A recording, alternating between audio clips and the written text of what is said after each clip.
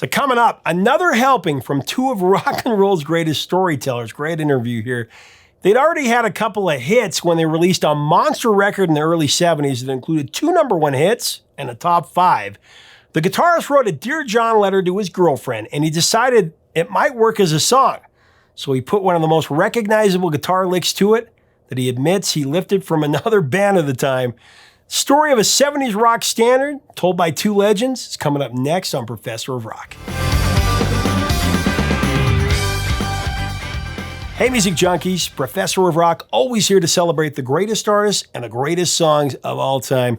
You know, if you've ever busted out the air guitar when a classic song comes on the radio or around you, you're going to dig this channel of pure musical nostalgia. Make sure that you subscribe below right now, click the red button, click the bell, the notification bell, so you always know when our new interviews are coming out. We have some great ones coming up. Also, check us out on Patreon. We have a lot of great content there that helps us keep it a daily channel. Also, our merch is below. So I'm excited to bring you another episode from our series, Revelations. This is where featured artists go for a big deep dive on their greatest songs and albums, stories, history you won't find anywhere else. Today, we've got the tried and true, one of the best storytelling duos of the rock era, on a classic song that we all know by heart. Talking about Burton Cummings and Randy Bachman, formerly of the Guess Who, the vocalist and the guitarist who wrote some of the greatest classics of their time. And were universally underrated for sure. It's the story of their top 5 70s smash, No Time. No time left for you. On my way to better. Oh, I love No Time. This is such a great song. Of course, this came from their classic 1970 multi-platinum album, American Woman. Such an amazing riff. This song is basically a Dear John letter, and they decided to put it to this riff.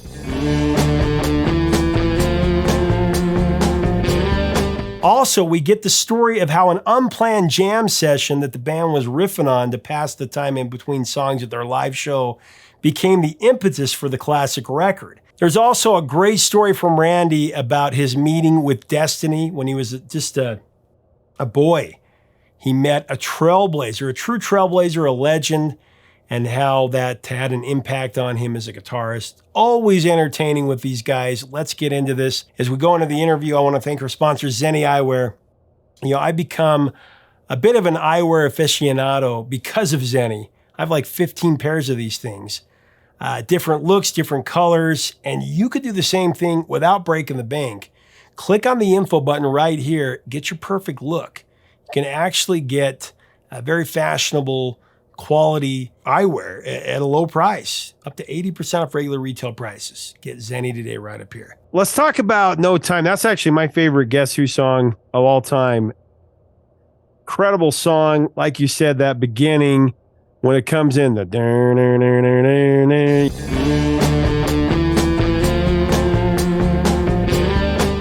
it's very mysterious, very methodical. This is a song that really rocks. No time, no time, no time. And that was probably the first Guess Who song I ever heard. My dad, that was one of his favorite songs, so I remember it.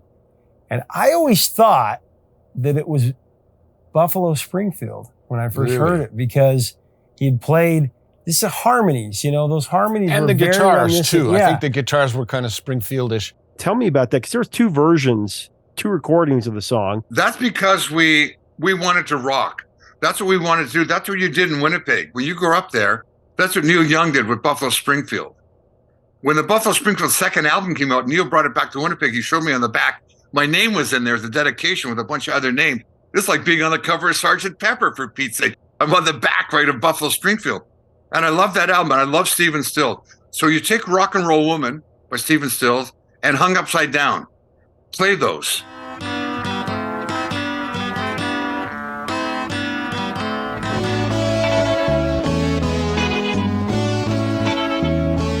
Out of that, I get do do do do do do do do do, and then we do No Time Left for You.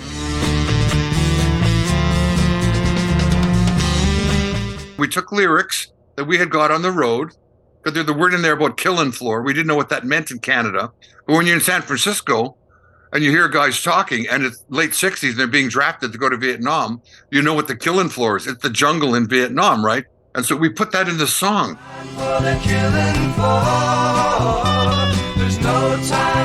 I went to his birthday party a couple of years ago in LA at the Troubadour, and I get to meet Stephen Stills. I've never met him in my whole life, and I love this guy and the way he creates. And he's acoustic player, like Sweet Judy, and then great electric player.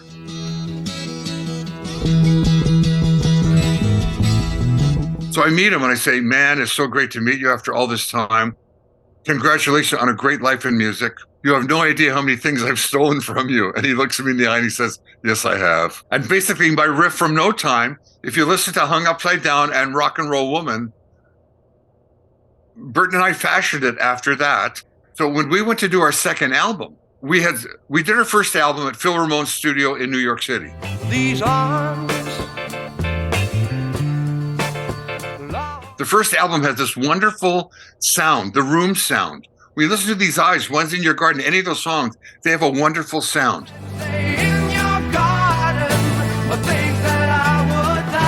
Suddenly we signed with RCA Records. We have to use the RCA studios. And they proudly come and they say, you're going to use the studio that Bing Crosby cut White Christmas in. And we go, what? Are you kidding? That old place? So we go to the studio and we can't get a sound. It is absolutely terrible. It's in a room that's all carpeted. There's no cloud around. There's no sound. It's just a dead sound. We're trying to record there these really good songs, and we're getting nowhere.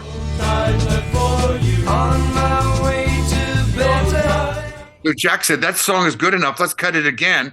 Your next album is going to rock. It's going to be the American Woman album. You're going to be rocking this country rock. We had two versions of that. There was a long version on Canned Wheat, and Jack liked the song so much that he thought we should cut it down and re-record it. So we cut the song again. We did an edit in the middle after the solo goes to the verse rather than the da thing again. So we shortened it. We redid it in Chicago. And once we started recording in Chicago, that studio was so much better. And I like the single version of No Time much better. It's faster. No time for the love you send. Seasons change. And that came out. It was a monster hit single. That is the favorite song that Burton and I play on stage together. I like No Time very, very much. I still, we end the night with that song.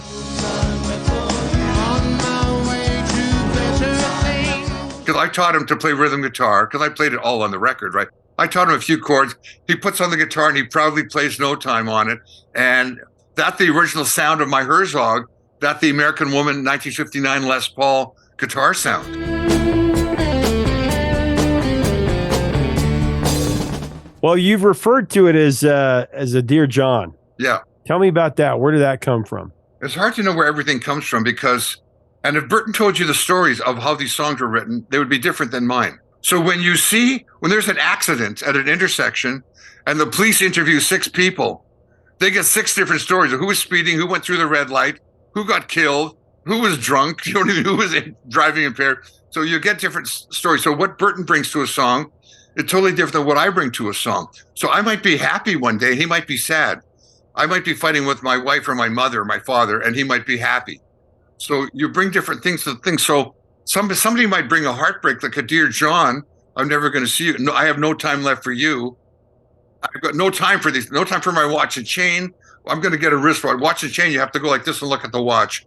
But we put no time for revolving doors. You know what I mean? We put silly stuff in there. Rock and roll is silly, like sha-na-na-na, yip, yip, boom, boom, get a job.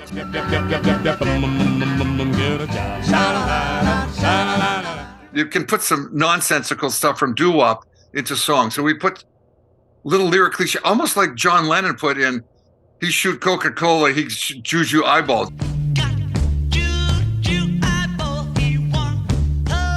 You put in crazy stuff that people wonder, where do they get these lyrics from? You just make them up. They're crazy. They don't mean anything. You're only trying to get through a song and finish the album. So a lot of that has a nonsensical reason. And then later on you look and go, yeah, I was really heartbroken at the time. Yeah, I'd run away from home to join a rock and roll circus in a band. Yeah, I left my girlfriend behind. I left all my buddies behind. They all go to a hockey game, and I'm on the road alone in a Holiday Inn every night with my guitar. You look at subliminally, you're writing You're not writing about being lonely on the road. You are lonely on the road, and you're writing, and it comes out there. So I can't tell you specifically why those feelings were there, but I look back now at some of my really grayer albums, and I was going through divorces at the time, or breaking up with a band, or being audited by the IRA and Revenue Canada. Do you know what I mean? Where you can't argue with these guys. You're just depressed because your accountant has messed up.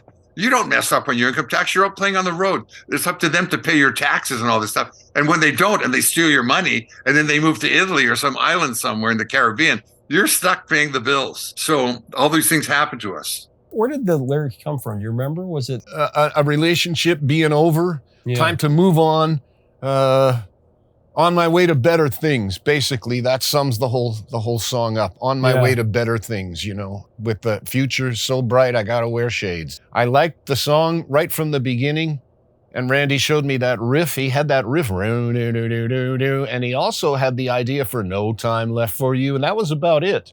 And from there, I kind of took over, and then we worked on harmonies and a couple of more chord changes. But that was we wrote that sitting at the same piano, my mom's piano on Bannerman Avenue, the same place we wrote These Eyes. We wrote a lot of songs there. Well, and that chorus too. I mean, it's one of the most beautiful choruses you've ever written. You mean No Time for a Summer Friend, No Time for the... those actually are not bad lyrics, to be honest. Not at all. No time for a summer friend. No time. Well, the harmonies on No Time, I love how you guys put those together, and you can hear Burton's distinct voice, and it just brought a brand and a feeling to the Guess Who that was unlike anything out there. I mean, you say that I stole this from this guy or this from this guy, but you made it your own, and that's what makes No Time so compelling. Is not only your guitar solo at the beginning that brings the emotion of the track, but also the vocals and the voices and the contrast between Burton's lead and then you guys. No time left for.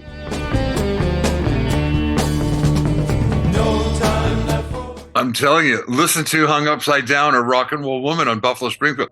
Rock and Roll Woman goes da da da da da da da da da boom da. There's a woman, and they're still going da da da da that I want to know da da. They're kind of answering each other. There's a woman. It's like you do with blues. She's going, I woke up this morning, doo, doo, doo, doo. My baby was gone, and you answer yourself on guitar. There you're answering the background vocals. It's like Dion and the Belmonts. Hurt. Well, and he goes, and here's the story about a girl named Sue. Hurt. They're singing in the background, and he's answering them, Run Around Sue, right?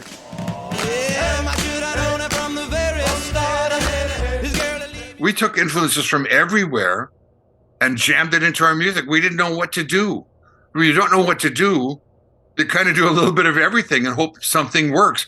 I always said this, you can't pick your fans. You're lucky when they pick you and you stick with them, because you can't say, we're going to do a song that when you turn 16 and get your driver's license, it's called Free Bird and it's about driving your own car. Or when you get your own bicycle when you're 7, you ride your bike. You can't pick that audience. If they don't like you, you've missed the target. You just got to put out your stuff and hope somebody picks you. Yuppies or oldies or youngies, or you know what I mean, or Latin music or whatever. Your audience has to pick you, and then you embrace that audience and try to keep them. Well, Burton at the end, his vocal where he really gets to show his chops. Oh yeah. No time. I mean, he's just putting it out there. No time.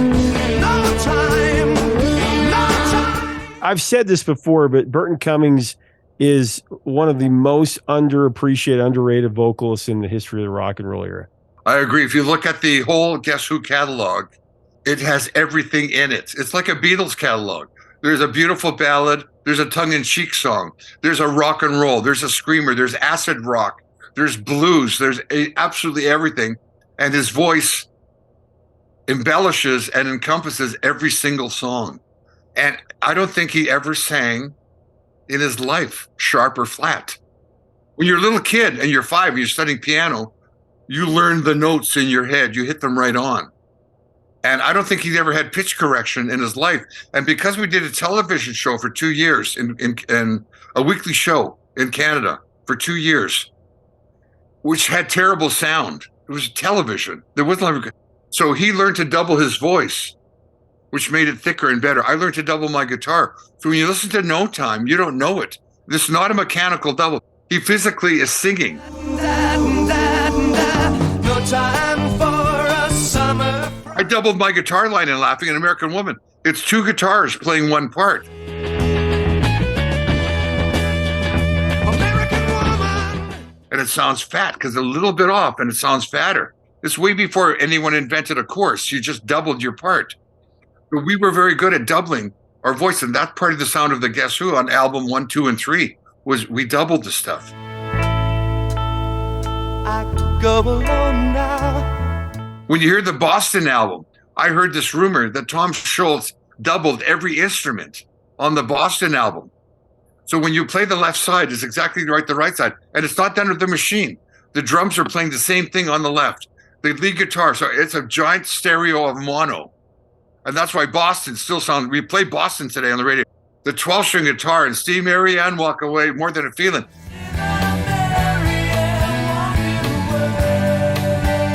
It sounds incredible. It's the same with the Guess Who stuff. The room and everything is doubled.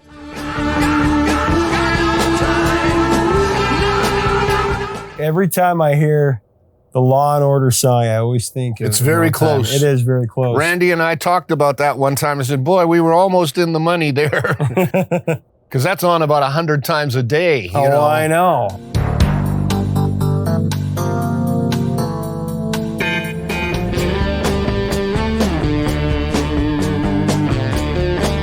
Well, I got to ask you about the Les Paul meeting because that's a really cool story.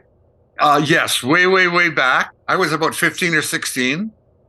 He was playing a nightclub on the other side of Winnipeg on the Pembina Highway. And the Pembina Highway is what you take to go to the States. So it's on its way south out of Winnipeg. I lived at the north end. So after school, and I'm not telling my parents. They wouldn't let me do any of this. I get on a bus after school. I take the bus all the way. There's 3 bus changes. You got to go downtown, change another one, go to the edge, and go to the edge. I get to this place called the Rancho Don Carlos. It's a nightclub. I get there at about 4:30 in the afternoon. I'm sitting there's a bus stop right out front. I'm sitting there and I've got a Les Paul Mary Ford album cover under my arm. I'm sitting at the bus stop waiting, and a black Cadillac pulls up. And the window rolls down and goes, "Hi, kid, how are you?" And I go, Les Paul, can you sign my album? He said, "Sure, kid." He signs it. And he said, "What are you doing here?" I said, "I came to go to your show tonight. I was at the door when they opened it up, but I can't get in. I'm too young. You have to be over 21. It was like drinking age there. Unless you're with a parent who's having dinner, right?" He said, "I'll get you in, carrying my guitar." So I carry in his guitar, and he's there with Mary Ford, and his son's in the back, Gene, who was a drummer. He had a drummer, and then he did all the guitar parts. He said, "But you can't come in the club. You can stand in the kitchen and watch me." So the kitchen is behind the stage, which had these swinging doors. So guys walking through with trays would just bump the door and they would swing both ways. So in the door was a big round window in both doors, like a porthole. So you wouldn't smash the door to somebody coming through with a tray. So I got to watch Les Paul through this round glass window as the door's swinging. And I could only see the back of him and the back of Mary Ford because they're walking around table to table with this giant cord on his guitar. And the mics came out of the guitar like on a gooseneck. So they went table to table singing like in a Mexican restaurant when the guys come to your table, or Italian restaurant with the accordion, right?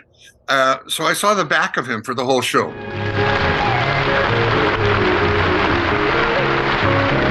When it was all done, he comes backstage, he wipes his brow, he hands me his guitar and says, "Hold this, kid." And he wipes off and he goes out and plays the encore and he comes back and he says, "Can I show you something? What else can we do?" I said, "Show me the lick and How High the Moon." And so he shows me the lick and How High the Moon. I go, "Thank you very much."